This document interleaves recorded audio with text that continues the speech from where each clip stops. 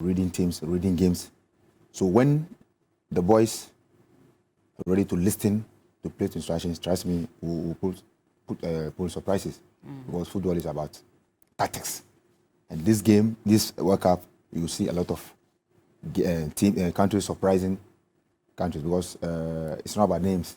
You can have name, but you won't play good. Sure. But you have young players, you have unknown players, and they listen to instructions, play according to the team's tactics, and then making sure they stick to the system on the field of play. They will do well. So it's about tactics. Well, that is Fatal Dauda and Jerry are coming because initial comment in there. But I know anytime we post about football, we post about a major tournament, the next question that comes or the next comment, are you guys going to show it? This time around, is something big coming on your airways. Trust us to bring you the very best of coverage this World Cup. Not just the news that you want to know, but every single thing. The games that you want to watch, you're going to have them on TV3. But, all right, big one for us. Today is going to be a big one. But first of all, with this World Cup, right when Qatar won the rights, many were a bit skeptical. Can they do it? With what you've seen from Qatar in preparations, what do you make of the upcoming World Cup in 6 days? I think one thing that you can't take away from Qatar is the attention to detail and the planning. And even from, a selfish point of view, where they knew from 2001 that they would love to host the World Cup one day, they set up an academy called the Aspire, where now you have majority of their players in the national team coming from that academy that they set up about 20 years ago. And so when it comes to planning, preparation, attention to detail, you know that Qatar would never let you down. And I know amidst all the controversies that we've had with human rights, the weather, the timing, congested schedules, I still believe that once the tournament starts, in terms of organization, it would be up there with Qatar. With Qatar hosting the tournament. My only concern is the weather. Okay. I know there'll be air conditioners in the stadium, on the pitch and all that. Yeah. But I still believe that, they've never had such an influx of human beings in the country at that time. Yeah. And so I'm wondering what the overload would mean for the transport system, for in and around the stadium, where you wouldn't have the air conditioning and all that. So I'm just hoping that, you can prepare for everything, but for nature, sometimes you just cannot beat it. So I'm just wondering how the weather might end up affecting things. But on the pitch, preparation, stadium security, I do think they'll give us the very best. Is it not going to be cooler around this time in Qatar? It's actually going to be cooler, but even when it's cooler there, it's like too hot. still... Yes, it's too hot. It's too hot in there, and that is why we have some of the stadiums air conditioned. But not all of them. Not all of them, Okay. because especially in Europe, as they enter into winter, it will be difficult for some of these players to acclimatize. But thankfully, we have water breaks in there, and it's going to help the players. Clearly, if Qatar is spending more than 3 times what Russia spent in 2018 to put up this World Cup, almost 4 times, it clearly gives you an indication of what to expect. But let's go to Qatar right now and then have a look at how the fans are going to have an exciting tournament. But first of all, it's an opportunity to see the preparations on there in Qatar, the transportation system, the facilities, that is the stadiums, and even where the fans are going to enjoy the games. The fan park is just something marvelous you would want to have an experience of.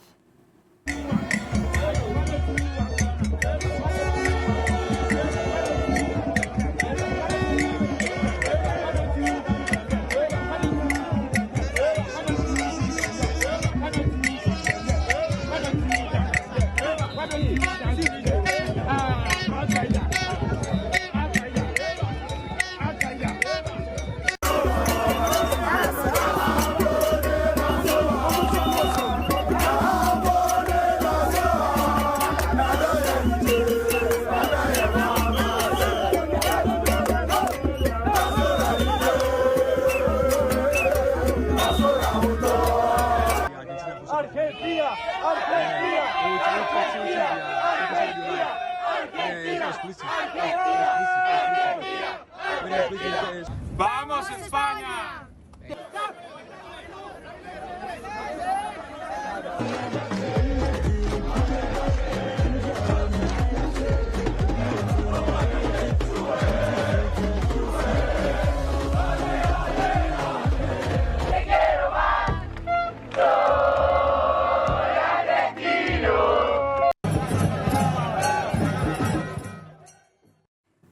The celebrations have started already, and a lot of countries representing, hoping that their teams would make it to at least the finals. But let's see if that can be sustained. As they're celebrating, we're also going to be taking a look at the various stadia that will be used for the matches. 8 in total, some very fascinating. And for me, the most fascinating will be Stadium 974, especially because it's built with containers. Unbelievable. But let's take a look at that. Let's go! So one of the most iconic stories of this Qatar 2022 World Cup is the stadium that I am currently in, Stadium 974, made of shipping containers. It speaks of the ingenuity you see all around in Qatar.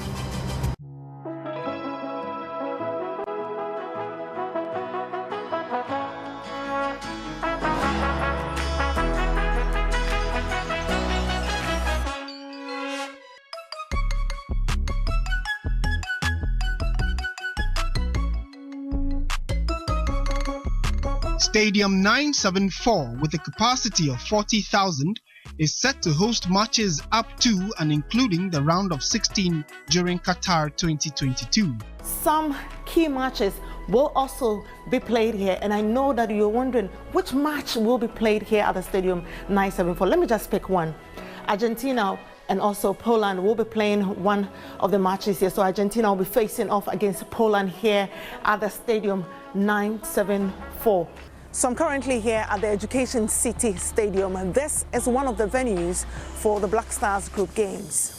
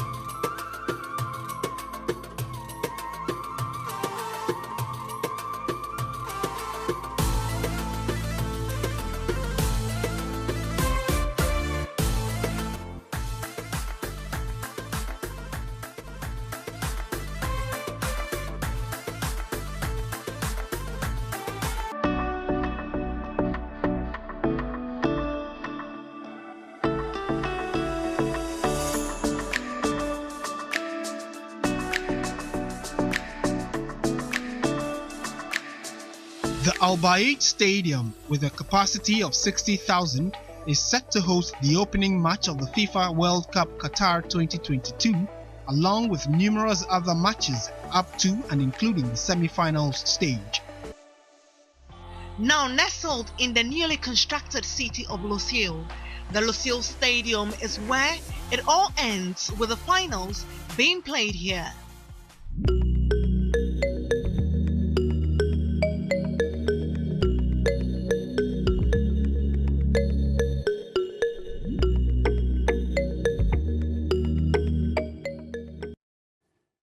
Well, very excellent edifices put together there by Qatar, well constructed and engineered. And I'm sure, Fatal, these are fine facilities you would have wished 2014 it was present for you to play there. But for you, what do you make of these facilities? I think they have done well. They have done well. Qatar prepared well for this tournament. You can see the facilities on the screen. I think the players are going to enjoy on a very good pitch. Although we know the place is hot this time, but they made their best to, put on some air conditions. Definitely, whenever even there is air condition, still you're going to feel the heat, because football is a running game, and so the heat will come. But at least it won't be too much. They've planned before. FIFA giving them the host right to host the tournament. So definitely everything will be, and they will test the stadiums before the tournament starts. So I think the countries will enjoy playing on these facilities. When we went to Brazil, it wasn't bad. They also have good facilities. We enjoy playing. Most of the time in Brazil, we play some of the games 11 a.m. their local time. Yeah. So you play, you enjoy. You won't feel you are playing you are focused on the game. Okay. So sometimes if you are playing, especially if you are a local player, you are playing a floor light first time. Yeah. If you are focused on the game, you know you are playing under floor light. Okay. Sure. Yes. Unless you finish the game, you know that not now. I was playing the game in under floor light. Okay. So playing in this weather in Qatar, the most important, you have to focus on the game. Forget about the weather and then play. So Qatar has done well for, putting up these facilities for this tournament. Well, Jerry, Fatau just spoke about if you're a local player, once you are focused on the game, but we know that definitely these facilities have an impact, especially the magnificent nature of it. What do you think these Ghanaian players, especially for those who haven't played at the highest level to see these stadiums, what would you advise them going into this World Cup to see some of these stadiums? What would you advise them to do before they get onto the pitch? Well, I think football is the kind of pressure and then the kind of speed in the game. I think it will not even give you that, impression to think of what the pitch or the weather or anything. And then I think Qatar has set up something good. And then every player wants or feels or dreams to play in this kind of level or in this kind of facilities. So I think these players, mostly, even though they might be local players, but then I think one or two trainings, or they've had at least some few training camps in some developed countries. So I'm sure they'll be ready for these kind of psychological effects, and definitely have some kind of experienced players, and then technical director, like you mentioned, Kojidi, his experience. They know that having local players, they might have that kind of effect, and that's like a psychological problem. So definitely they might be able to psych them, get them going. And for the weather, I don't think it's a problem. All right, let's quickly join Yalfo Sulabi, my colleague who's already in Abu Dhabi preparing to monitor the Black Stars training sessions ahead of the World Cup. Yao, how are you doing, and what's the situation there in Abu Dhabi at the moment? Tobin, can you hear me? Yes, very clear. Okay. Thank you. And also good morning to Fatau and Jerry. Great analysis there. And thank you also, because everything is calm here, really. Yesterday, when I got to the airport, I met some of the GFA officials. I think Mr. Alex Asante was there, as well as Michael Oseke as well was also there. And then Captain Andre Ayew had already got into the airport by the time I was there. So the Black Stars have already started arriving. A number of them whose names may be on the list that is going to be out this morning. They've started arriving in Qatar. And if there's a list that we do not know of, the one person that we sure do know whose name is going to be on the list is Andre Ayew. So it wasn't a surprise for me to see Andre at the airport. But it's also maybe due to the proximity of Qatar and Abu Dhabi is a reason why he's gotten here really, really fast. But he's the first player that I've seen with the Black Stars at the moment there. But I think that earlier this morning, the Black Stars hotel was like really, really calm. They are staying at the Al Raya Beach Hotel, and it's a really calm morning for them. So I was there briefly, but I had to leave that side because there wasn't too much action to cover. And so maybe later on we'll go back there and see how many players are getting in and the kind of atmosphere that it is there at the moment. But what I can also assure you is that I've been speaking to the Ghana High Commission in the UAE, and they've been telling me that they are preparing really for the World Cup, and they are trying to get fans excited for it. And they are looking to project some of the matches here in Abu Dhabi for the Ghana fans who would be watching it. I had a chance also to meet a few Ghanaians, and a lot of them telling me that they are particularly excited about the World Cup. Hopefully, it brings some good vibes to every Ghanaian who lives across the world. Many of them were not too hopeful because of the first game against Portugal, and also the game against Uruguay, and what potentially happened in what happened in 2010, and what could potentially happen if we meet them again. And so there were a few nerves here and there. But I think that after the game on Thursday, when we take on Switzerland, there could be some positive vibes given how we perform in that game. going into the World Cup proper. Well, yeah, I'll be getting back to you, and thanks for even hinting us on the preparations of the team. Ora, I know you're one person. You've been very worried with the late start to preparations because the likes of Uruguay, Portugal, and that is South Korea have already started their preparations. With just 6 days, do you think it would be enough for the team to get ready for the World Cup? I'm extremely disappointed. Because I think there's adversity across. Everyone is suffering from the same syndrome where we've had, something new, a World Cup mid-season. And so, unfortunately, instead of the usual 2 to 3 weeks that teams get for preparation to camp, we're not going to get that this time. And so players had to play over the weekend and start camping Sunday throughout to the World Cup, which starts in less than a week. Now, here's the situation where despite the short time that we have, we're still wasting a lot more time with the basic stuff. Now, think of it. All the favorites in the World Cup for this edition have already named their squad. It's not coincidence. Yes, FIFA said that the deadline is, 14, and they would publish them November 15th. But why is everyone naming it last week? Let me tell you why.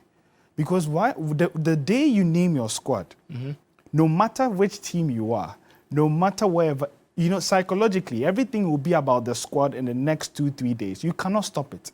People will keep talking about this team through to Wednesday. Is that what you want to hear when the boys are going to camp? No. That's why teams did it last week. So now you spend the weekend talking about these, who should have been here, who should have. This week is all about focus. You are switching attention to your final friendly game or to the World Cup. Now, there's going to be talks about the team. Everyone's going for a guys. We're going to play Switzerland. And it's just not good for the team. It's not good for the camp. Today should have been, we're getting ready to get into that Switzerland game. Yeah. People are getting into the camp. Who is excited, who is not. Now we're going to be talking about the team at 12 p.m. I don't think that's the best practice because, this team has been settled on days ago. Yeah. Why are we wasting time? So I'm particularly disappointed in the days that we've even wasted because Uruguay started training yesterday. So they're already one training session ahead of you. And now you come to name your squad and players will start camping in today. Maybe you may even start serious training on Tuesday. That's 3 days that you're losing. And this is this is what compounds the issue.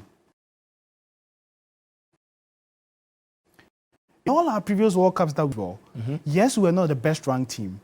But we had a crop of players who knew each other. 2006, the team had been together for more than a year. Yeah. They built on that, and then they added the boys that went to win, the Under-20 AFCON and World Cup. Yeah. Even that, they picked 5 of them, so they knew each other, and they added them to the squad from 2006. From 2010, we added the likes of, Wakaso, Jordan Ayew, and then that same crop went to the 2014 World Cup. Yes, we did not do all, but I think we played good enough football. And so what has usually saved us is the fact that we have a team with chemistry. Yeah.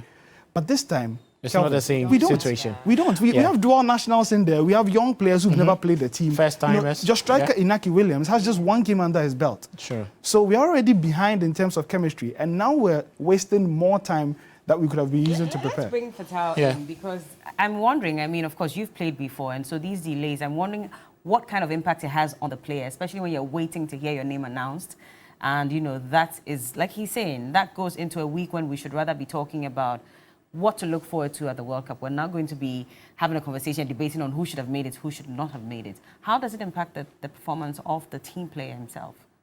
Well, from the officials, they know the players who make the squad. Definitely will call them. They are not going to pack all the 55 professionals to Dubai. They know the players that they will be there. But some players just finished playing their last games with their club this weekend. Yeah, that's the problem. But if the World Cup should be in June, players will even come home before going to camp. There will be more time. But this is very close. It's about the technical team psyching the players. My brother is saying about Uruguay. They have one training session ahead of them. Yes, I think sometimes it counts. But it's about psychology, as my brother said. So the technical team, they have a task. They need to, apart from giving them a tactical aspect of the game, you need to talk to them. Okay. You need to talk to the players, what they should do, because the time factor. Now, I'm not sure they will train today. If they should train, it will be just light training within their hotel premises. So I think the technical team have a lot of work to do. So Not they should only have on the field. They should have released a list at least last week. That's what I'm saying. The list, if you are going, you know. But because of the clubs releasing the players to join the club, the camp, they can't do anything about it. But they know the play. They know the 26-man squad that will make the final. They know them. But because the club releasing the players to join the camp, that's the problem. Okay. Now, Jerry, you are the principal actors. When it happens that the bashing from the fans, and we know now, social media, the players, you just pick your phone and then you go and people are just lambasting you. At this particular moment, how important do you think the technical team and the psychologists should be for the players? I think they have to play a bigger role, let's say, because obviously it's all about psychological, especially in a big tournament like that.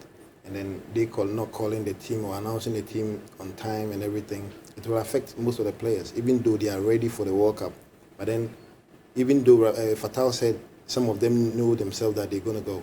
Okay. But then also, they've delayed maybe because there's games going on. Maybe some people can pick injuries along the way and then obviously, but yet it still doesn't stop them because even there should be standby players who can come in and then fit in the positions and all that. So I think these psychological, technical team, the psychologists and then the technical directors, they have to, everything has to be worse. They're playing, I think they're okay, definitely, because you don't have enough time to even do anything on the pitch to show anything, but mostly it's the psychological part that they have to really work on. They have to really psych the players all the time. Let them know that, well, maybe we are a bit behind, but then you are the one going to play. They should let them know that if you are going to play, you're going to play, so that they start focusing, they start thinking, they start getting prepared mentally before the games. Right. And I'm sure we'll fit in. Yeah, what do you make of this? I'm sure you've been listening in on the conversation as well. I hope you can hear us. Yeah, I can hear you. Yeah. What do you make of course, this particular issue that we're discussing, the fact that the list, we're told, will come out at 11 a.m. Today officially. But a lot of people had been hoping that it would have come out last week so we can have the debate and all that over the weekend. Then this week we can focus, of course, with the Black Stars knowing that they are training in Abu Dhabi today as well. Well, Bella, I mean, I agree with Oreku a bit, and also I agree with Fatau and Jerry a bit. The thing is that, I mean, we saw Uruguay yesterday, and that certainly would get you a bit, it will get you a bit worried that the Black Stars have not started their training session as well, because you're playing against them. But also on the flip side, we have more than a week actually before we play our first game, which is on the 24th of November. It doesn't start this weekend, it starts on the 24th. And so hopefully, I'm thinking that what the FA is trying to do is just to get everyone together, and then by tomorrow or Wednesday they start, where they have 1 full week actually, to actually get the players ready. But another thing also is that what the FA can do for many of these boys is that they can try to keep the camp really sacrosanct, in a sense that they shouldn't get what happens outside of camp into the camp. I mean, one of the things that they can do is to maybe try to get players off social media. Don't let them go on their phones too much to read what's happening on social media. I mean, ideally, there will be so many people who will be aggrieved with some of the players who've been called up. There will be players that people will feel like they do not deserve a place in the Black Stars. And those players shouldn't be checking their phones. And you can't know those players. You can't know all of them. So what you have to do is that try to just keep everyone away from their phones so that they can all concentrate on the big game. I think that the biggest factor when it comes to players losing their morale these days is what they read on social media and what people have to say about them. And one too many times it is not positive comments. A lot of negative comments will come in, and no matter how you think you do not care, it gets to you a bit. And we know many of these players and how it gets to them. And so we just need to make sure that we are creating an environment where the players know that they are in camp, they are focused on the games that they have to play, and then they are focused on the fact that they are in camp representing a country that really needs them to do well. And so that is what we need to do. But I think that a lot of these problems are things that we've created for ourselves. The FA did not need all this activity of having fans incensed, a few hours before the squad naming and all of that. They could have done this long ago for everybody to save their peace. If they had done this somewhere last week, Thursday, I think by this weekend, and the games that we saw over the weekend, the conversation would have been over. And then today, they could have just begun training and everything would have gone on from there. But, I don't know the thinking behind it and why they decided to do it this way. But whatever it is, I'm just hoping that every player who is selected would have the confidence going into the World Cup, because it's one major thing that they would need. And so, Oreku, I think that, your thoughts are, very well important, to the cause. But also, we do not play until the 24th. So maybe the FA is thinking that even after the World Cup begins on the 20th, they'll still have some 2-3 days to get the players conditioned before we take on Portugal. Thank you so much for speaking to us, and I wish you the very best for the rest of the day. I'm sure you'll come back on later to update us on what's happening in Abu Dhabi. So thank you. That's Yao Ofosu Labi. But now let's take a look at the African teams that are representing in the World Cup. 5 of them. And the question is, are we ready? Do we have the men? And are we going to make any difference at the 2022 World Cup? Interestingly, they all have African coaches. Yes, 5 indigenous coaches, representing, So that's actually good news. news. Something that is one thing I think I'm impressed. Yes, my African brothers have managed to pick up their expertise to another level to be able to handle the teams. And for me, going into the World Cup, you need people who understand, can have that authority. We've seen that from Otoado, we've seen that from Ali Cisse, Ali Ouedraogo, we've seen Ed from Morocco's coach, and also Song, after that disappointment from the Portuguese manager who handled Cameroon at the AFCON, he picked up the team and then he performed excellently. But, Jerry, looking at these teams, 5 nations, which nation do you think stands the best position to lift high the flag of their nation and also the hopes of Africa? Well, I think it will be too early to call because it's a tournament, it's a big tournament, and then in every tournament there's always surprises, you understand? You can't live by the past glories of some teams and even compare the African Cup to the World Cup and say this particular country did well in the African Cup, so definitely it's going to do well in the World Cup. Well, it's good to predict that or see from that view, but then I think in whoever is prepared well will do the magic. Yeah? But which of the coaches will excel? Rick, I'm coming to you quickly before we come to Fatal, because... Well, I think I'll go for Ghana. You go for Ghana? Yeah, definitely. Okay, because you're being patriotic. Rico, are you also going to toe the patriotic line, or... It's a tricky Who one. do you think? Yeah. I think Ali Cisse will get the benefit of the doubt. He's been with the team for about 6-7 years now. Same core, same players, but a lot depend on Sadio Mane's fitness. Okay. Yeah, so I think maybe Senegal, and also because they have a group where I think if they should be able to beat Qatar and get something from Ecuador, they might not be able to beat Netherlands. But in terms of looking on paper, the difficulty of each group, I think Senegal have probably the group that they could navigate their way through. Cameroon's group, I don't expect them. Even though Samuel Eto'o thinks that they're lifting the cup? No way. It's not possible? I don't think they can. Brazil, Switzerland, Serbia, no. Those are 3 tricky teams. I don't expect them to beat Brazil. Switzerland, Serbia, they're dark horses. They're really strong. And the most they could probably get is a point, or it's just too difficult. And their form leading to the tournament is atrocious. Oh. And Cameroonians are really angry that, they got rid of Conceição, who led them to 3rd place.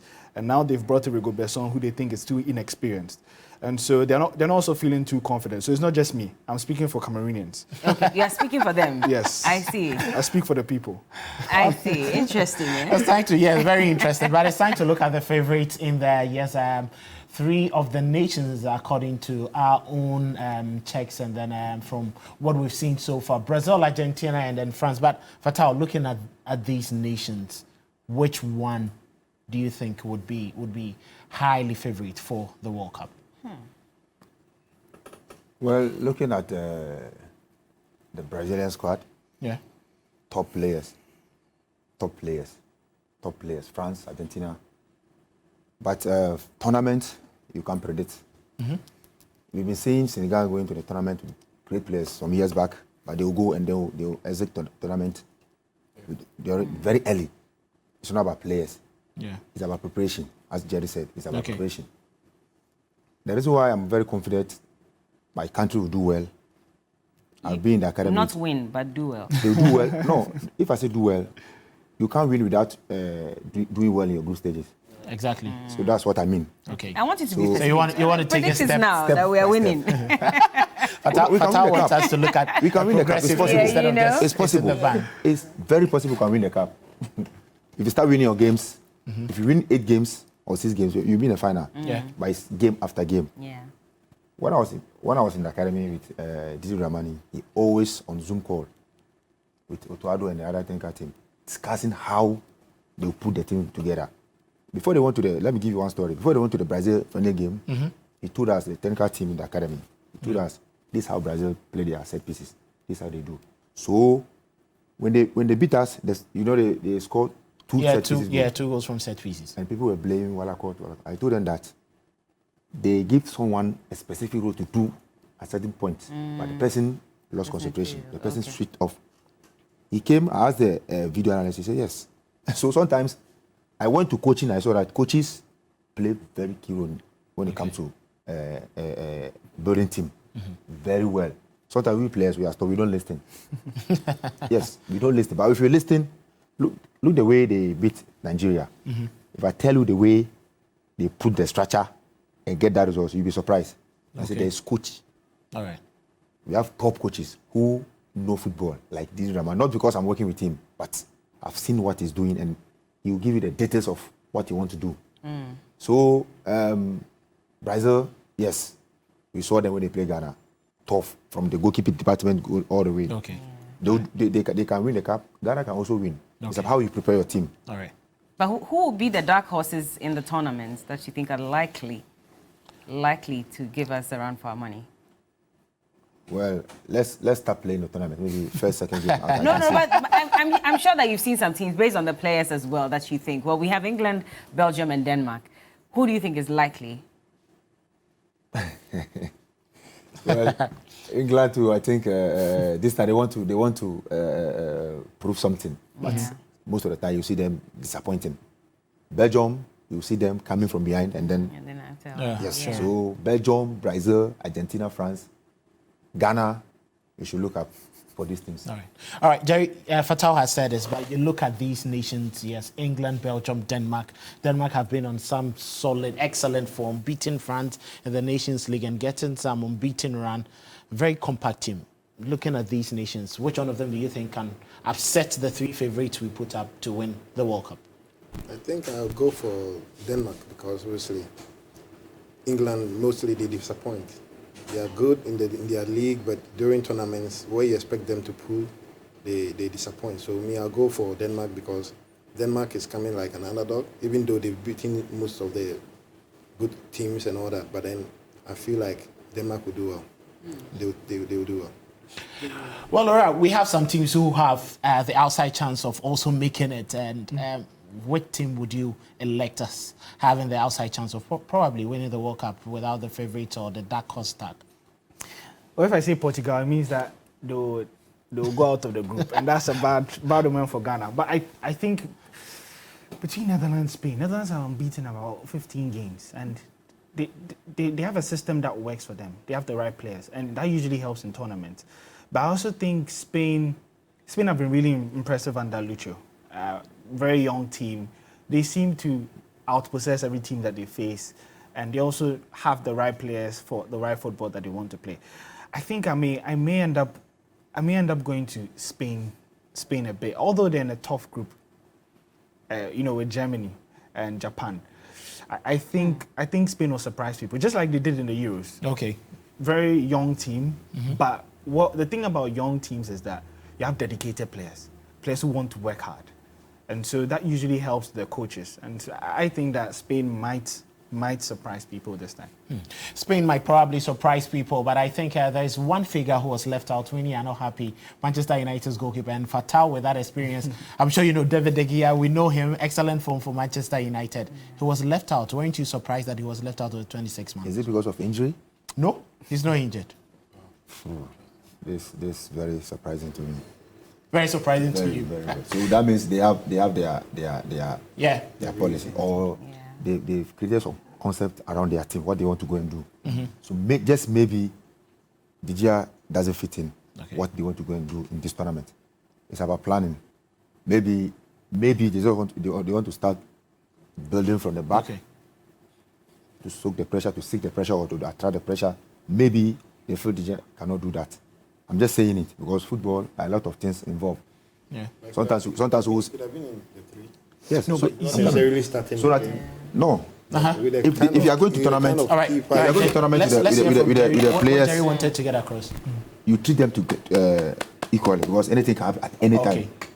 So if you are planning, you don't plan on one. All right. You plan on the whole team. Okay. So maybe they feel like, I'm just saying maybe, so just underline the word maybe. I'm just saying because of coaches, they have different strategies. Jerry was making the point that he could be part of the 3. Yeah. Now, what coaches don't like is, big profiles in teams where I know I'm not guaranteeing you a start, and now you become bad energy in the camp. Yeah. Okay. Coaches want a very peaceful camp with harmony. So if they hear us on the bench, even not from himself, but the media, that why is the here not starting? Why is it? Sometimes you just want to avoid that. So if they know they're not going to use a high-profile player, someone like Sergio Ramos, they just drop them. All right. Thank you so much, Oreko. But for everything that you are hearing now, it is not just a fluke because we are building up to give you the very best of coverage. This particular World Cup on TV3 and on your TV, you're going to have the matches you'd want to see and the biggest names you've been watching across the world. Bellamundi knows that France would want to win the World Cup, yes, because that's I'm for France and Brazil, so let's see. Of course, Black Stars, but yeah. So let's see what happens. Thank you so much, Jerry. Thank you so much, Fatal Dauda. Oreko, my colleague. We are getting ready for the Black Stars squad announcement, so you can also watch that live on TV3 at exactly 11 a.m. We'll be here to bring you the announcement with Coach Otoado naming the 26 men who'll be representing the red, yellow, green, and the Black Star in Qatar. Yes, indeed. And we're crossing over to the Mentor House. Yesterday, too, unfortunately, had to bow out of the competition. So Your Majesty and Ajua will be here to tell us what's next for them after Mentor. We'll be right back.